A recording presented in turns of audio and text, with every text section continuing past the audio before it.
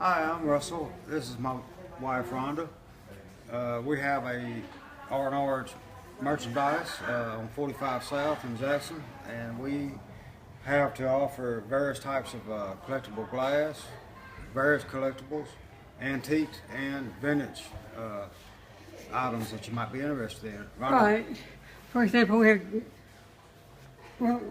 your run-of-the-mill wine glasses all the way to specialty glasses such as Fostoria and Jamestown Fostoria. These are Fostoria wannabes. They're fake. This is carnival glass.